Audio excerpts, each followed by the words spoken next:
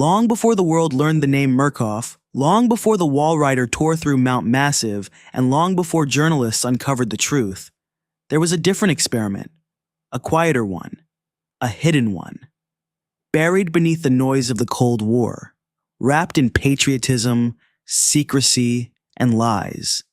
This was the era when governments were obsessed with control, not through weapons, not through armies, but through the human mind.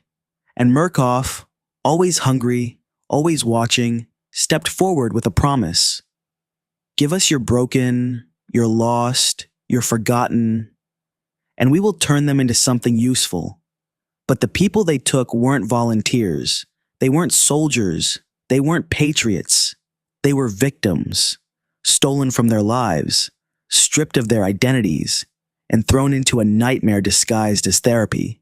A place where fear wasn't a side effect. It was the point. In the shadows of a repurposed Cold War facility, Murkoff built something new, something cruel, something they called the trials, a psychological crucible designed to break the human mind, reshape it, and rebuild it into whatever Murkoff needed next. Obedience, violence, loyalty, madness, all manufactured, all intentional. And the worst part? Every monster you meet, every hallucination you suffer, every therapist who hunts you, they're not mistakes, they're not glitches, they're not accidents. They are the result of decades of research, thousands of ruined lives, and a corporation that believes the human mind is just another machine to reprogram. This is the true story behind the Outlast trials, the origin of Murkoff's darkest experiment, and the beginning of everything that comes after. The Outlast trials takes place during the height of the Cold War, a period defined by paranoia, secrecy, and the weaponization of psychology. While the United States and the Soviet Union competed for military dominance, private corporations quietly pursued a different kind of power: control over the human mind. Among these corporations, none were more ambitious or more ruthless than the Murkoff Corporation. Publicly, Murkoff presented itself as a healthcare and technology provider. Privately, it was deeply embedded in government-funded psychological research programs, many of which were inspired by real-world Cold War experiments such as MKUltra. Murkoff's goal was simple: to create a system capable of breaking, reshaping, and controlling human consciousness. The trials take place inside the Sinyala Psychiatric Hospital, a real facility that Murkoff repurposed into a covert testing ground. The public believed Sinyala was a rehabilitation center for troubled individuals, but in reality it had become a labyrinth of psychological torture chambers, propaganda rooms, and experimental laboratories. Murkoff used the hospital as a front to abduct civilians, manipulate vulnerable people into volunteering, and erase the identities of anyone who entered. These individuals became reagents, test subjects stripped of their names, histories, and autonomy. Once inside, they were no longer considered people. They were raw material for Murkoff's experiments. The purpose of the trials was not to treat mental illness or rehabilitate criminals. Instead, Murkoff designed the program to study how fear, trauma, and psychological pressure could be used to reshape human behavior.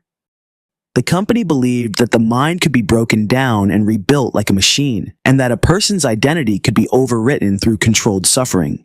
The trials were structured simulations meant to mimic real-world scenarios Murkoff hoped to exploit: infiltration, sabotage, obedience under stress, and the ability to carry out violent tasks without hesitation. Every environment, every enemy, every hallucination was engineered to push reagents toward total psychological collapse. Between these simulations, reagents were kept in the sleep room, the heart of the entire program. The sleep room was a massive chamber filled with sensory deprivation pods, propaganda screens, and drug dispensing systems. Here, Murkoff monitored brain activity, manipulated memories, and reinforced conditioning. Reagents were subjected to cycles of sleep deprivation, electroshock therapy, and subliminal messaging. The sleep room was not a place of rest. It was a factory where Murkoff attempted to erase identity and implant obedience. The company believed that if a person could be broken deeply enough, they could be rebuilt into a perfect sleeper agent, loyal, controllable, and capable of carrying out any order without question. The enemies encountered throughout the trials, known as therapists, were not random killers or escaped patients. They were carefully crafted psychological archetypes designed to test specific aspects of the human mind. Mother Gooseberry, for example, was built around the concept of twisted maternal authority. Her cracked porcelain mask and puppet companion were meant to evoke childhood dependency and emotional vulnerability. She represented Murkoff's belief that comfort and fear could be blended into a single tool of control. The Pusher, on the other hand, embodied chemical obedience. His methods revolved around injecting reagents with psychosis-inducing compounds, allowing Murkoff to study how drugs could manipulate perception and behavior. The Jaeger represented surveillance and pursuit, functioning as a hunter archetype designed to test how subjects reacted to being stalked. Coil, shaped by electrical conditioning, symbolized Murkoff's interest in pain-based compliance. Each therapist was a living experiment, created to explore a different method of breaking the human psyche. Psychosis itself was one of Murkoff's most important research areas. Throughout the trials, reagents are exposed to gas, injections, and environmental triggers that induce hallucinations. These hallucinations are not random. They are carefully controlled stimuli used to study how fear distorts perception and decision-making. Murkoff wanted to understand how far the mind could be pushed before it fractured, and how those fractures could be exploited. This research would later evolve into the morphogenic engine, the device responsible for creating the Walrider in Outlast 1. The trials represent the earliest stage of Murkoff's journey toward mastering hallucination-based control. The trials also reveal Murkoff's core philosophy, that ethics are irrelevant, and that human suffering is simply a resource to be harvested.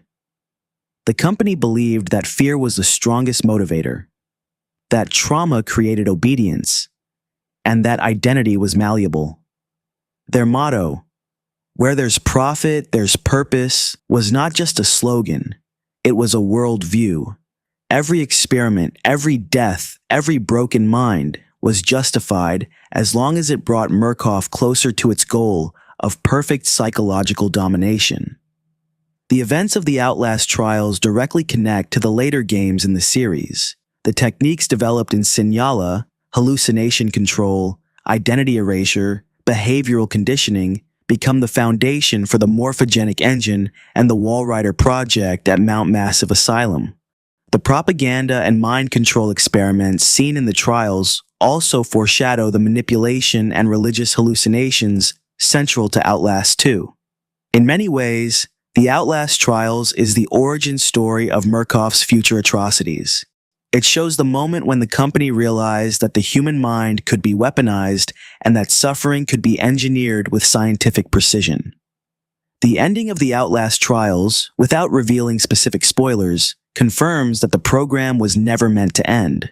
The trials were only one phase of a much larger plan, a prototype for the systems Murkoff would later refine and deploy on a global scale. The reagent's fate, the continuation of the program, and Murkoff's long-term ambitions all point toward a future where psychological control becomes the company's greatest weapon. The trials are not a closed chapter. They are the beginning of everything that follows in the Outlast universe.